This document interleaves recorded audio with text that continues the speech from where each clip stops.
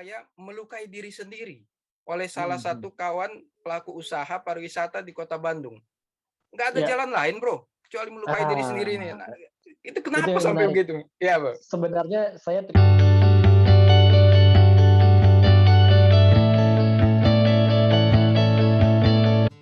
Assalamualaikum warahmatullahi wabarakatuh. Bapak, Ibu, rekan sekalian, pandemi COVID-19 telah menyebabkan dampak parah di semua sektor kehidupan, termasuk dunia pariwisata. Data menunjukkan bahwa sektor pariwisata mengalami penurunan pendapatan sebesar 92,47%. Data lain menyebutkan terjadinya penurunan kunjungan wisatawan mancanegara sebesar 75% sepanjang tahun 2020. Tentunya data-data ini mengkonfirmasi bahwa dunia pariwisata adalah salah satu sektor yang mengalami dampak yang cukup parah akibat pandemi COVID-19. Untuk itu, topik bincang-bincang kita kali ini adalah dilema dunia pariwisata di era pandemi. Dan narasumber kita pada kesempatan kali ini adalah Wakil Ketua Kadin Kota Bandung, bidang pariwisata dan perhubungan, yang sekaligus juga adalah seorang pelaku usaha pariwisata. Saya perkenalkan Bapak Herwianto Muhtar, SSI MBA APT atau biasa disapa Ewing. Assalamualaikum. Halo Bro Ewing, apa kabar? Waalaikumsalam warahmatullahi wabarakatuh. Alhamdulillah baik. Sehat walafiat. Alhamdulillah ya, sehat semua ya. Alhamdulillah. Keluarga juga. Lagi di Bandung ini ya, Bro Ewing ya. Posisi di Bandung, ya. Posisi di Bandung. Alhamdulillah. Terima kasih. Besok mau coba WFB mungkin ya. WFB apa itu, Bro Ewing? Work from WFB. Bali katanya. Work from Bali, mantap. Iya. Seperti program dari Menteri Pariwisata kita ya, Pak Sandiaga Uno. Ceritanya kayak gitu. Oke. Atau juga mumpung karena lagi murah juga kan. Siap. Kapan lagi diskon gede-gedean? Oke. Terima kasih sudah hadir di kanal Bung Deki pada kesempatan malam hari ini, pada kesempatan kali ini ya. Bapak Ibu rekan sekalian, saya bersahabat dengan Bro Ewing ini sudah sejak 23 tahun yang lalu. Ketika kami sama-sama menempuh studi di Universitas Pajajaran, ada banyak sekali cerita indah, cerita seru sejak zaman kuliah sampai saat ini ya. Salah satu yang saya ingat ini unik Bro Ewing ini. Jadi ketika lulus kuliah, beliau ini dilarang oleh ayahnya untuk melamar pekerjaan. Jadi di saat saya dan teman-teman lain bermodalkan ijazah, berlomba-lomba apply for a job, lamar sana lamar sini ya. Beliau ini dipaksa ayahnya untuk masuk ke dunia entrepreneurship. Ya, jadi dilarang untuk melamar seperti kami-kami ini. Dan ternyata insting ayahnya terbukti. Beliau ini cukup berhasil masuk ke dalam dunia entrepreneurship, berkembang dan sekarang masuk ke jajaran petinggi Kadin Kota Bandung. Luar biasa, Bro Ewing. Oke, Bro Ewing, kita akan ngobrol-ngobrol tentang dunia pariwisata khususnya di Kota Bandung. Jadi berdasarkan data dari World Travel and Tourism Council ya, tahun 2020, pada tahun 2019 sektor pariwisata itu berkontribusi sebesar 5,7% terhadap PDB Indonesia dan berkontribusi dalam menciptakan 12.500 lebih lapangan pekerjaan atau 9,7% dari total lapangan pekerjaan di Indonesia. Nah, dengan adanya pandemi COVID-19 ambiar semua. Apa pandangan Bro Ewing terkait data-data tersebut? Ya, memang betul. Jadi sektor pariwisata itu merupakan pendapatan Indonesia ya yang terbesar selain non-migas, sektor pariwisata gitu. Tapi sayangnya kondisinya pada saat pandemi ini adalah yang paling terpuruk gitu. Begitu juga di kita di Bandung, itu 61% PAD Kota Bandung itu dari pariwisata. Entar, 61%? Ya, 61%. Dari pariwisata, luar biasa. PAD Kota Bandung dari pariwisata. Ya. Oke. Dan walaupun Bandung sebagai kota jasa gitu ya, Bandung nggak punya wisata alam seperti itu, tapi ya 61% dari pariwisata. Tapi semuanya sedang terpuruk se-Indonesia Raya. Ya memang nggak bisa dipungkiri ya, karena namanya juga pariwisata, di sana ada perpindahan orang gitu kan, seperti itu gitu kan. Jadi ya bisa dikatakan paling parah saat ini gitu. Bisa kita lihat kalau di Bandung itu lebih daripada 50.000 ya karyawan yang dirumahkan gitu kan. Terus juga hotel-hotel yang tutup itu udah lebih daripada 50 hotel yang akan dijual. Rata-rata Dijual? memang yes, Dijual? akan dijual. Waduh, Ya, luar biasa. rata-rata mereka gini ya, kalau kita lihat seperti seolah-olah beroperasi, tapi sebenarnya mati suri gitu. Jadi kalau misalnya ada penawaran yang bagus, oke dijual. Tapi kalau misalnya memang kondisinya belum ada, ya mereka tetap jalan, hidup segan mati tak mau. Ya mau nggak mau gitulah kondisinya sekarang. Itu miris sekali ya, padahal kita tahu Bandung itu salah satu sebelum pandemi itu salah satu kota paling favorit untuk mengadakan meeting gitu ya, baik instansi pemerintah, swasta ya. Itu mau dijual ya, luar biasa ya. Jadi memang di Indonesia ini kalau misalnya sampai kita nggak nyadar gitu ya, Bandung terkenal sebagai shopping paradise gitu. Banyak tamu-tamu itu terutama dari Malaysia gitu ya, itu pasti the first destination-nya bukan ke Bali tapi ke Bandung gitu. Bandung. Tapi kalau sekarang boro-boro gitu ya, itu di Malaysia-nya di lockdown gitu kan. Malaysia, Singapura lockdown yang susah sekali untuk, ya nggak mungkin untuk bisa kita mengharapkan wisatawan mancanegara untuk datang. Iya. Berat sekali ya kondisinya ya. Jadi memang saya pernah mendengar salah satu statement dari Menteri Koordinator Bidang Perekonomian ya, Pak Airlangga Hartarto. Beliau mengatakan begini, pariwisata itu merupakan salah satu sektor yang terdampak paling besar akibat adanya pandemi ini dan pulih paling akhir. Anda sepakat dengan pernyataan itu? Ya bisa dikatakan demikian ya. Bisa jadi yang terdampak pasti paling awal, pulih paling akhir bisa jadi. Sekarang gini, orang gimana mau traveling kalau misalnya kondisinya memang belum benar-benar aman ya, seperti itu gitu. Jadi ya memang kita atur gimana caranya orang itu untuk berwisata itu bisa lebih confidence lagi gitu. Saya yakin Kemenparekraf juga ada program-programnya terkait tentang hal tersebut. Jadi memang seperti prediksi Pak Menteri ini pulih paling akhir ya. Artinya kalau pulih paling akhir saya bayangkan ini recovery-nya tadi Bro Ewing sampaikan ribuan orang dirumahkan itu. Waduh itu bagaimana itu nasibnya itu ya. Jadi luar biasa ini ya. Gitu. Ya memang ironis sih. Iya. Nah, tapi ada kabar yang menggembirakan juga ya, bahwa pemerintah itu bersama Bank Indonesia telah memberikan fasilitas keringanan cicilan bagi para pelaku pariwisata. Nah, itu kebijakannya seperti itu ya. Bagaimana efektivitasnya di lapangan, Bro Ewing? Ya, menarik sekali. Ini pemerintah itu dengan ada program relaksasi dan restrukturisasi gitu ya. Kalau kita dengar, itu relaksasi dan restrukturisasi sepintas sepertinya berbeda. Bedanya gimana? Kalau di restrukturisasi biasanya dia naik call-nya, tapi kalau di relaksasi tidak. Tapi pada dasarnya yang terjadi di lapangan itu sama-sama saja. Kalau misalnya kita mau take over, misalnya kita ada pinjaman, ada suatu hotel, itu dia ada pinjaman ke bank. Dia ada pinjaman ke bank, lalu setelah itu dia mau take over. Oh nggak bisa, ini kondisinya nggak bisa, ini karena Bapak lagi direlaksasi atau istilahnya Bapak lagi direstrak. Sama-sama aja kondisinya seperti itu gitu. Jadi sangat sulit ya, apalagi yang kita lihat sekarang kondisinya. Misalkan, oke, kita ada penundaan pembayaran pokok. Jadi kita bayar cicilannya saja. Atau misalnya, ya tidak perlu bayar pokok, tidak perlu bayar cicilan, tapi nanti setelah pandemi selesai, baru mulai dibayarkan. Sebenarnya juga bahasa kitanya udah kayak jebakan Batman aja gitu. Sekarang sekarang kita nggak bayar pokok, tapi kita tetap bayar bunga gitu.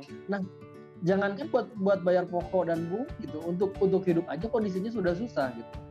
Kalau menurut saya mungkin solusinya bukan seperti itu, tapi benar-benar di-cut untuk sementara selama pandemi, tidak bayar pokok dan tidak bayar bunga. Kenapa? Kalau misalnya ini berlarut-larut, yang ada mungkin bunganya akan terus menumpuk sehingga bisa lebih dari 2 kali lipat. Itu kondisi yang terjadi di lapangan. Satu. Wah, luar biasa. Berarti memang berbagai fasilitas keringanan dari pemerintah dan seterusnya, ternyata nggak efektif juga ya di lapangan ya, bagi kawan-kawan pelaku pariwisata dan ekonomi kreatif ini ya. Ya, sebenarnya bukan kita nggak bersyukur, bukannya kita nggak makasih gitu ya. Memang udah banyak kok bantuan pemerintah, di antaranya seperti bansos gitu ya. Oke. Bansos itu pernah waktu dulu itu dibagikannya itu kita diminta datanya, terus kita ambil di polsek, nah, seperti itu gitu kan. Cuman masalahnya, kendalanya, kalau misalnya ada pembagian bansos gitu kan, ada mungkin yang karyawan yang terdata, dia dapat, tapi yang tidak terdata dia nggak dapat gitu kan. Ada juga pernah dulu bantuan juga buat pelaku usaha itu buat hotel dan restoran gitu ya di Bandung. Masalahnya kalau kita lihat syaratnya itu ada 3. 1, dia punya TDUP yang berlaku efektif. 2, dia hotel dan restoran itu dalam keadaan tidak tutup. 3, itu mereka dalam keadaan selalu membayar pajak. Tetapi masalahnya, 1, harus memiliki TDUP yang berlaku efektif. Nah, masalahnya memang kalau dengan sistem OSS itu NIB dapat, TDUP ada, tapi TDUP-nya itu berlaku efektifnya itu jika sudah memiliki kita sebutnya itu istilahnya itu sudah UKL UPL. Nah, maka untuk mendapatkan UKL UPL itu kita harus ada kajian. Kajian itu mengeluarkan biaya sampai 20 atau 25 juta. Bisa dibayangkan kita mau dapatkan bantuan pemerintah sekitar anggaplah 50 juta, kita harus ke modal dulu itu 25 juta. Jadi saya rasa agak sulit. Lalu yang kedua, yang menariknya tadi yang sudah diceritakan, syaratnya adalah hotel dan restoran itu tidak tutup selama pandemi. Ya masalahnya gimana gitu? Justru yang perlu ditolong itu adalah hotel dan restoran yang tutup gitu kan. Nah yang terakhir adalah tentang bayar pajak. Memang kalau di dunia pariwisata ada istilahnya PB1 di mana 10% dari penghasilan itu dikembalikan kepada negara gitu kan. Nah tapi masalahnya justru yang terdampak itu jangankan buat bayar pajak, gitu, buat hidup aja susah. Jadi bukan bermaksud untuk mengeluh, tapi memang saya harapkan ke depannya dalam membuat kebijakan itu bisa benar-benar melihat gitu kondisi yang real di lapangan itu seperti apa. Mohon maaf, bukan bermaksud protes, tapi kondisinya memang seperti itu. Ya.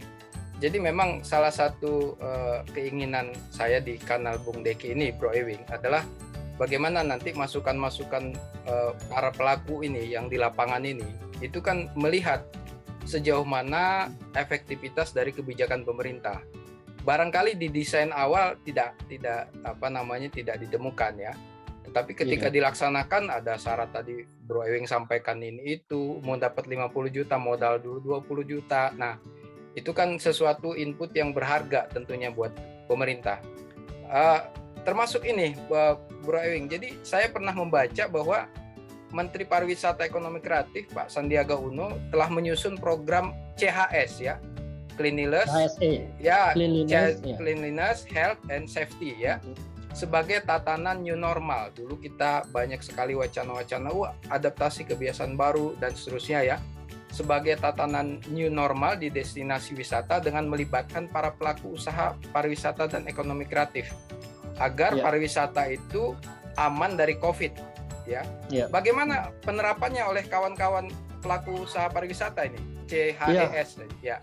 Oke, baik, saya terangkan dulu. Jadi CHSE itu Cleanliness, Healthy, S-nya Safety, and E-nya Environmental Sustainability. Environmental Sustainability. Jadi memang itu program yang menarik sekali dan saya rasa itu sangat bagus sekali dari Kemenparekraf ya, di mana semua semua industri usaha itu disarankan untuk mendapatkan sertifikat CHSE.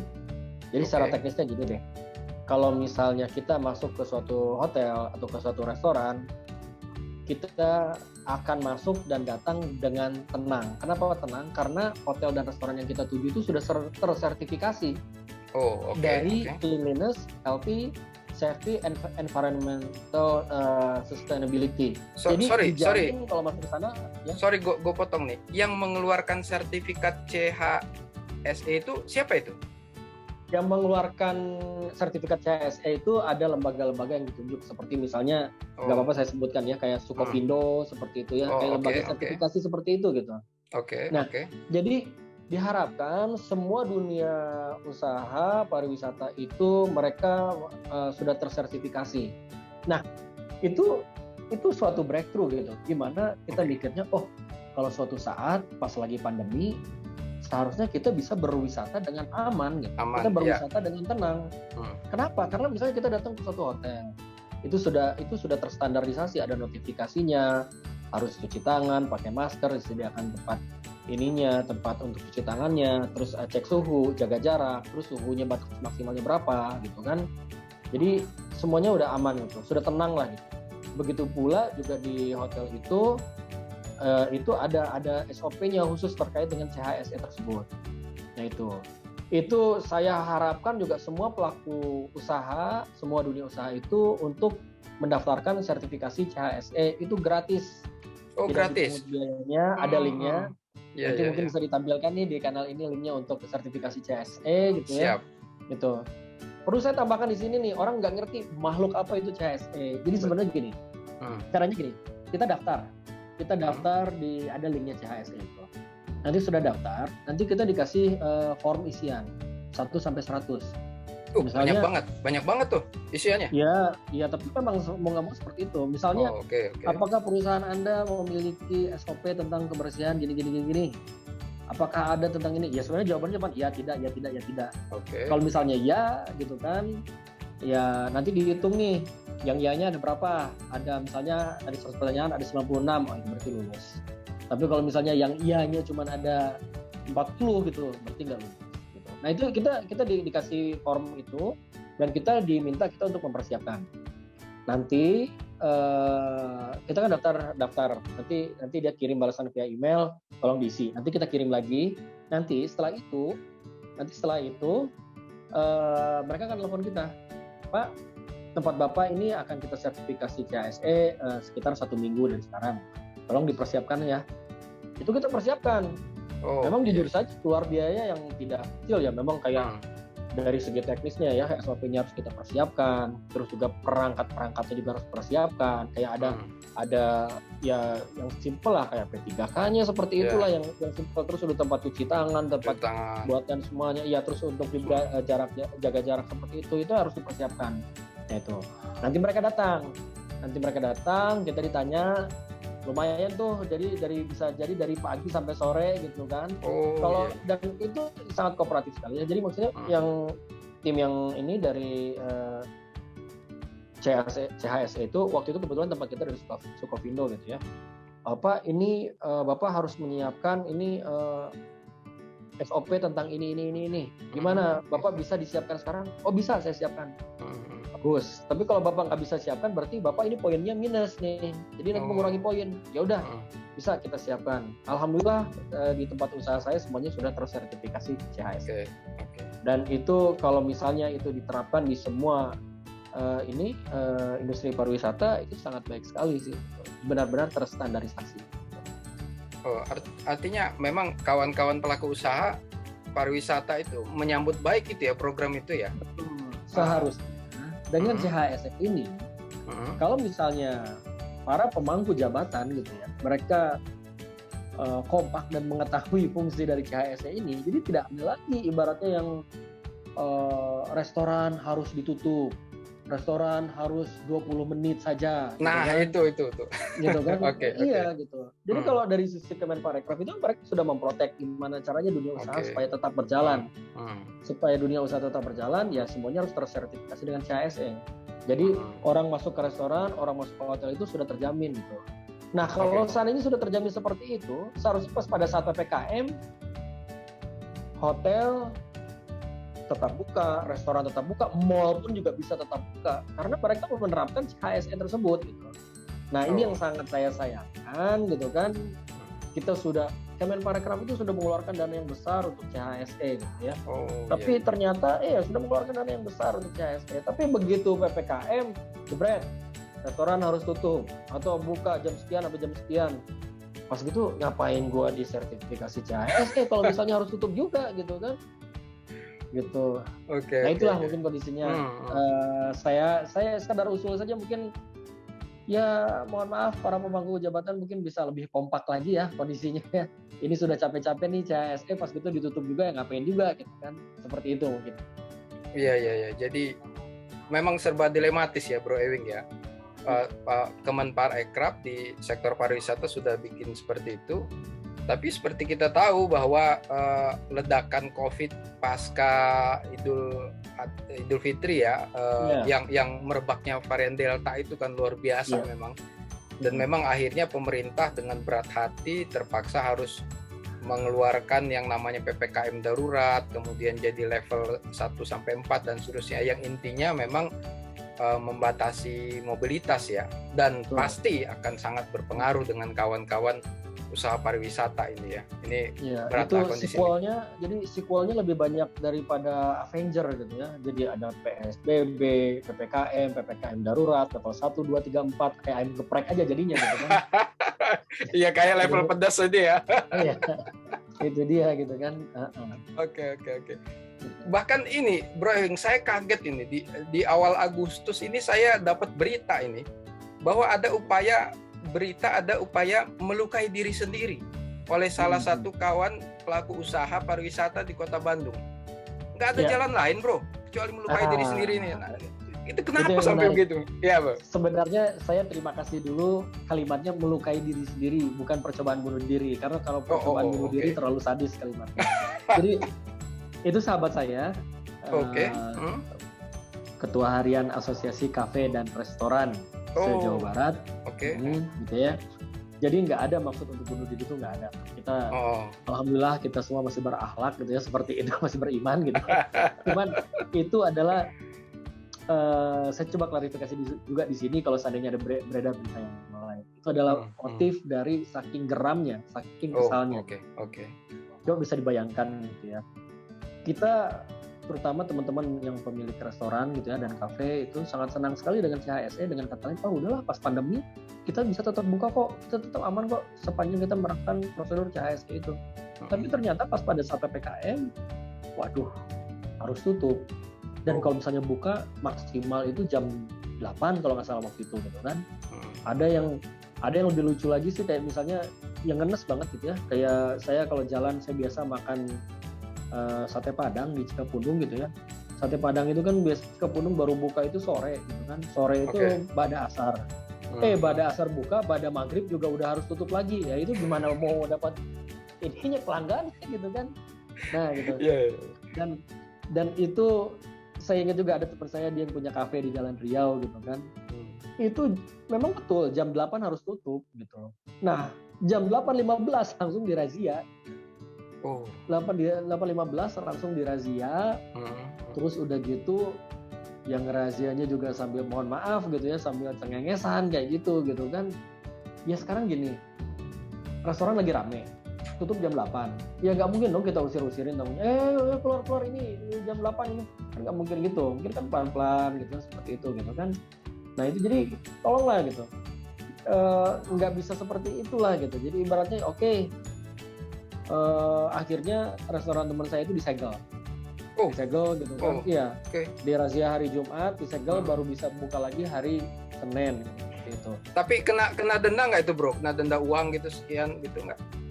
Ya, nah ini juga memang ya kalau berdasarkan yang saya dapat informasi dari dia sih nggak dapat. Tapi kita juga turut berduka juga waktu di Tasik ya, sampai tukang bubur didenda sampai 5 juta. Gitu kan. Iya, oke. Dan juga kan banyak sekali yang memang dirazia seperti itu gitu ya, harus tutup gitu kan. Ya padahal kan sampai bilang udahlah lebih baik saya di penjara aja deh daripada saya bayar denda. Kita bukan kriminal, kita bukan pencopet gitu kan. Tapi kita harus tutup, kita cuma butuh buat makan gitu, seperti itu. Nah, termasuk dengan sewaktu ada insiden melukai diri sendiri itu adalah tujuannya kita nih cuma minta tolong deh, kita diperbolehkan untuk dine in seperti itu kan. Itu saja gitu, nggak lebih gitu.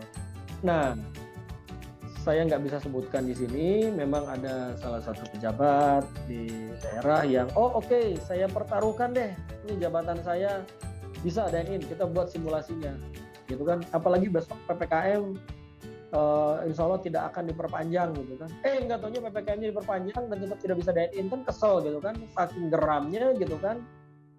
Kita dulu pun juga, saking geramnya dulu juga kita sudah bicarakan, kita sudah kirim surat gitu kan. Gitu kan, ini nih solusinya seperti ini, tidak digubris. Akhirnya kita bikin bendera putih di Garut, bikin bendera putih. Jadi tiap restoran, di tiap hotel pasang bendera putih. Di Bandung maksudnya apa itu, Bro? Bendera putih. Pasang bendera putih itu. Ya. Jadi kita bukan menyerah dengan keadaan gitu, tapi kita menyerah dengan kebijakan gitu. Jadi orang kudu kumaha gitu kan. Oh iya, oke. Makanya pas pada saat mau bendera putih itu diredam, di Garut diredam. Oh ya udah, oke, maunya gimana? Oh ada ini mungkin pajaknya dikurangin atau dipermudah, atau PBB-nya bisa ditunda atau diskon, terus juga ada bansos buat tenaga kerjanya, gitu kan.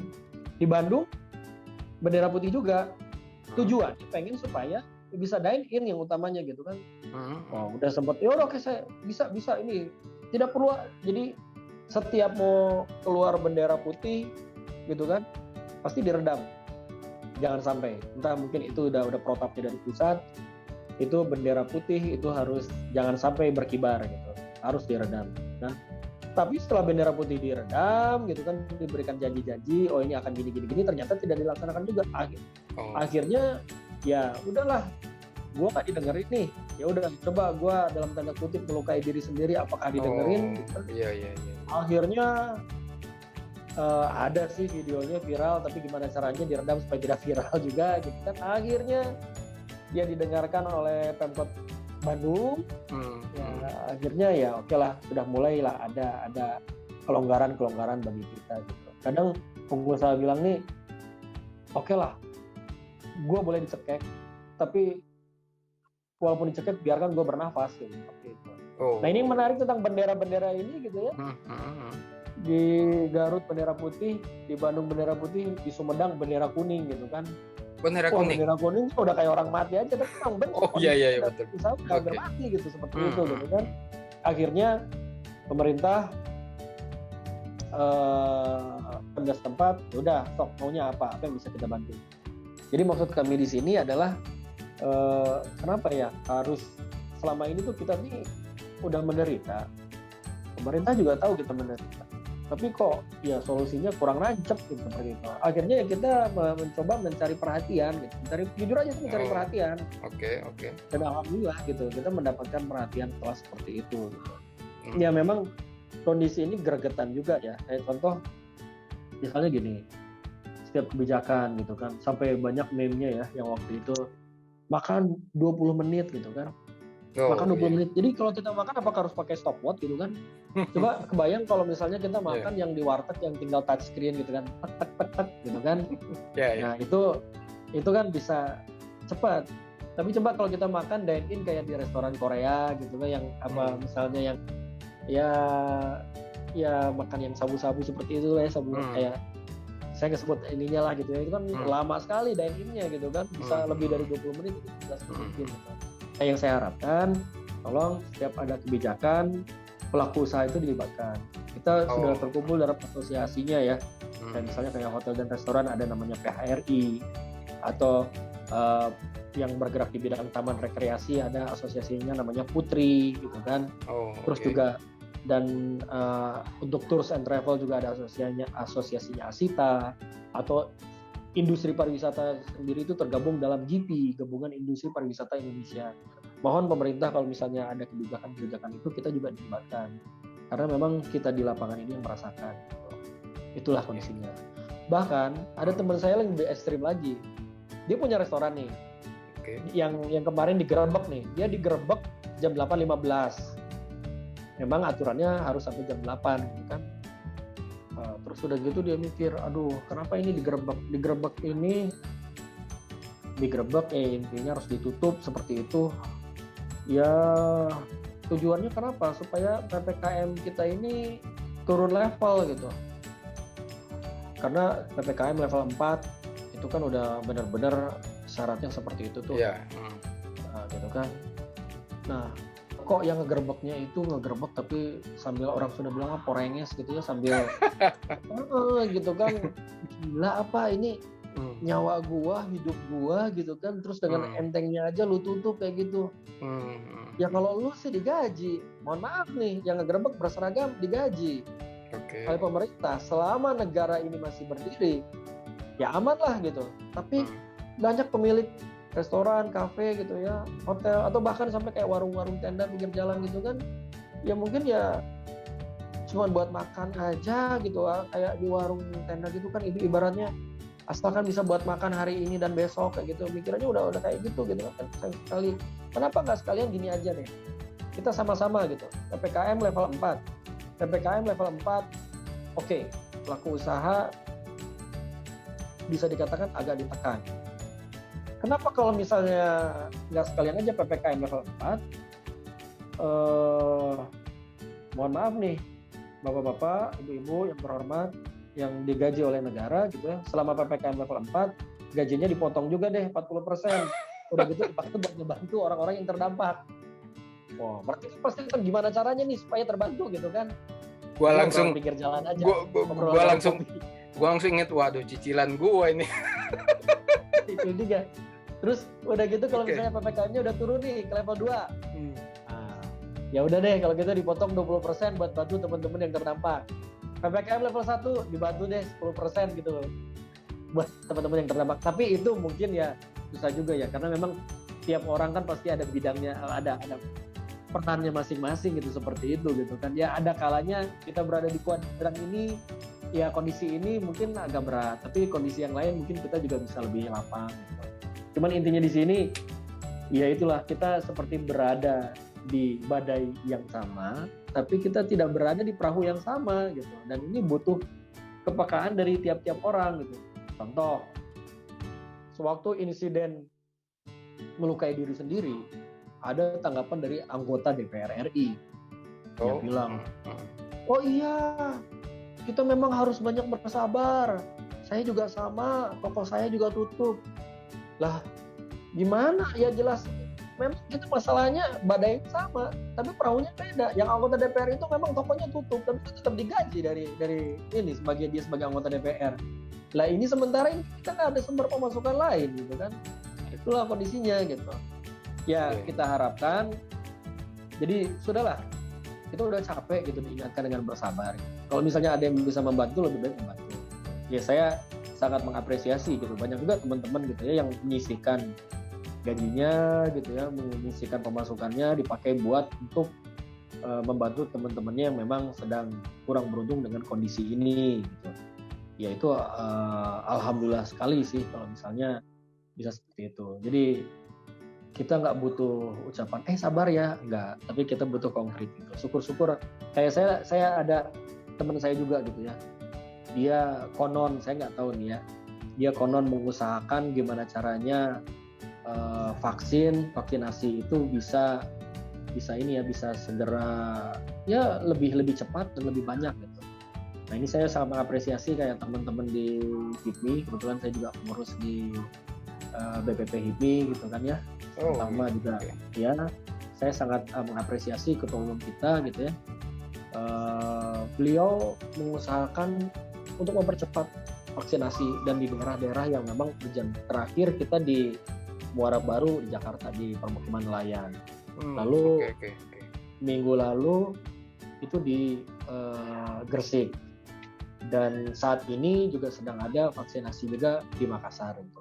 Saya rasa kalau semuanya kita bahu-membahu supaya vaksinasi itu bisa dipercepat, minimal bangsa ini kalau misalnya udah 70% mungkin ya tervaksinasi semua, mungkin kita bisa merasakan apa yang dirasakan oleh penonton Euro di Bulgaria kemarin gitu kan. Wah, jadi saya betul nonton ya, gimana nggak iri gitu. Banget. Liga Indonesia itu akan dimulai konon katanya tanggal sekian, mundur lagi. Saya nggak tahu terakhir 27 Agustus itu apakah mundur lagi apa enggak. Alasannya karena alasan pandemi gitu. Sementara kita cuma bisa gigit jari lihat Euro di Inggris, di Italia. Kebetulan tuan rumahnya untuk tahun ini ini ya pindah-pindah gitu ya. Seluruh beberapa negara yang berpartisipasi. Kalau dulu kan ada satu negara yang sekarang pindah-pindah, gitu kan. Itu apa nggak ngiri gitu? Oh, di stadionnya penuh, nggak pada pakai masker gitu kan. Kenapa kita mau ngadain liga aja nggak bisa? Oh, ternyata di sana yang pakai vaksinnya itu, tingkat yang sudah divaksinasinya itu sudah 70% daripada penduduk. Oh iya. Memang Indonesia ini mah super spesial ya, negaranya juga penduduknya banyak gitu kan, udah di atas 270 juta, udah gitu tersebar dengan pulau-pulau yang ya 17.000 pulau ada di Indonesia gitu kan. Memang agak sulit, tapi kalau kita bahu-membahu gimana caranya bisa vaksin ini dipercepat, ya itulah, semoga kita bisa seperti negara-negara yang stadionnya itu penuh dan tanpa harus memakai masker seperti itu. Itu siapa? Betul, ini gitu. luar biasa. Ini saya banyak dapat pandangan-pandangan dari kawan-kawan pelaku usaha ini ya. Bener banget itu bro. Waktu gua nonton itu ya final ya kemarin ya antara Italia dan Inggris ya. Waduh, itu ngeliat stadionnya sampai ini pandemi apa enggak ini ya, orang desek-desekan, nggak ada yang pakai masker. Usut punya usut ya, bener sekali Bro Ewing, vaksinasi itu yang jadi kunci gitu. Luar biasa itu. Kita bayangkan kalau liga sudah mulai nih, apalagi saya baca berita nih, ini Persib ini punya nilai tertinggi rupanya ya. Artinya oleh BRI itu dapat sponsor paling tinggi itu Persib itu. Itu luar biasa itu efeknya nanti.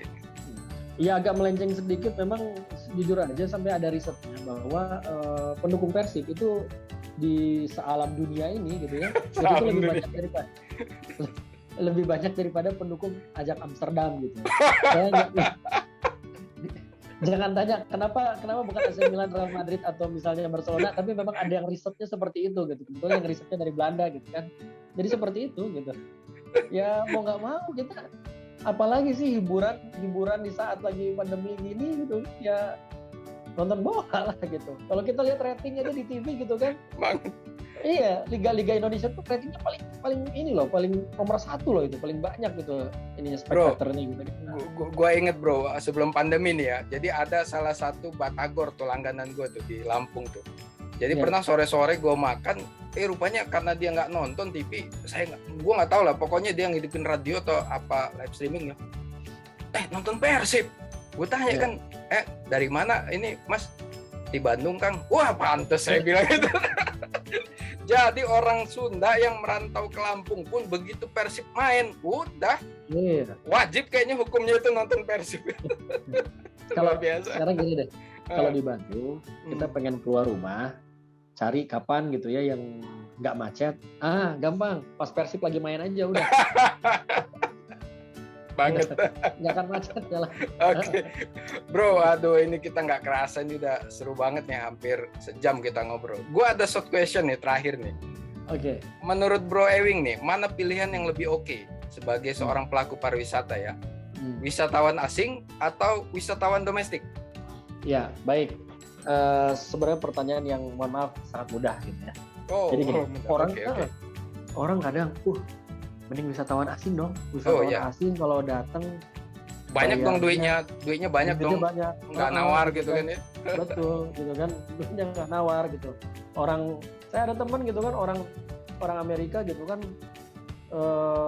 ke Bandung gitu. Lu ngapain lu bolak-balik? Tentu dalam pakai bahasa Inggris. Ngapain bolak-balik ke McD? Iya, jatuhnya lebih murah di sini gitu. Seperti itu. Tapi ada satu hal yang lebih penting. Saya lebih memilih adalah wisatawan domestik. Kenapa? Karena siapa yang akan menolong saat bangsa terpuruk? Yang pertama-tama pasti wisatawan domestik. Seperti yang akan kita coba lakukan besok itu, kita mau coba WFB gitu ya, work from Bali gitu kan. Ya jujur itu terdampak sekali gitu semua dunia wisata. Dan kondisinya dengan flight yang ditutup gitu kan, masuk Indonesia ditutup. Ya hanya wisatawan domestik lah yang bisa membantu gitu. Sewaktu kejadian dulu waktu bom Bali 1, bom Bali 2 gitu kan, Bali sempat sepi. Nah, terus siapa yang bisa membantu ya wisatawan domestik. Dan termasuk juga bukan Bali saja sih, tapi di seluruh Indonesia juga seperti itu gitu. Dan saya yakin lambat laun kita akan segera recovery dan yang akan memulai untuk menghidupkan gitu kan tempat-tempat wisata itu tak lain dan tak bukan pasti wisatawan domestik. Oke, jadi wisatawan domestik ya. Betul, dan saya yakin juga Indonesia itu semangat gotong royongnya, semangat bahu membahunya itu sangat tinggi sekali. Itu ada risetnya juga gitu. Cuman saya belum sempat ini ngecek, tapi itu ada risetnya. Indonesia ini bahu membahunya tinggi sekali kok. Gotong royongnya insya Allah bisa. Oke, berarti memang kawan-kawan pelaku pariwisata ini sudah memahami ya bahwa sekarang ini ya saudara-saudara sendiri dulu yang jadi prioritas lah ya, wisatawan domestik itu ya. Iya. Oke. Bro Ewing, tak terasa ini hampir 1 jam nih bincang-bincang kita, luar biasa. Gue banyak banget dapat perspektif baru nih dari kawan-kawan pelaku usaha pariwisata nih. Thank you banget sudah hadir dan sharing pada kesempatan kali ini. Lain kali gue undang bisa lagi ya. Siap. Semoga sehat selalu dan makin sukses. Amin. Oke. Bapak Ibu rekan sekalian, demikian bincang-bincang kita dengan topik dilema dunia pariwisata di era pandemi. Semoga membawa manfaat bagi kita semua.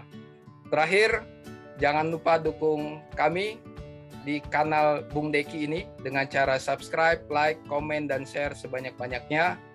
Mudah-mudahan memberi manfaat bagi banyak orang tentunya. Terima kasih.